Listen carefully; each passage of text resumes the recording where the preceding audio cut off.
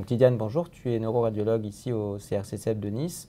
Et finalement, une des questions que les patients nous posent souvent, c'est de savoir si c'est vraiment important de faire des IRM régulièrement quand on a une sclérose en plaques, si jamais la maladie est stable et que l'on va bien. Bonjour Mickaël.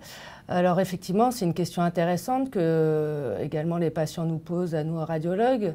Oui, il est important de faire un suivi IRM dans la sclérose en plaques parce qu'il peut y avoir des lésions sur l'IRM qui apparaissent sans pour autant qu'il y ait de traduction clinique chez le patient. Le patient va bien et sur l'IRM, on voit de petites lésions qui apparaissent et qui peuvent entraîner éventuellement une modification du traitement.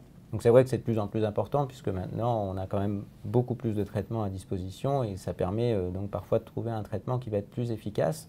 Et finalement du coup, est-ce qu'on pourrait proposer finalement un rythme de suivi au niveau de la réalisation des IRM?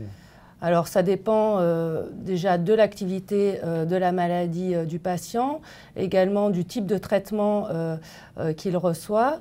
Mais de manière, on va dire, standard, en début de maladie, on réalisera au moins une IRM annuelle de suivi qui comprendra idéalement une IRM cérébrale et médulaire.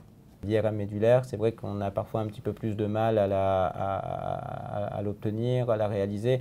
Généralement, on réalise au moins la moelle cervicale dorsale haute, parce que c'est à ce niveau-là que les lésions sont les plus fréquentes dans cette pathologie.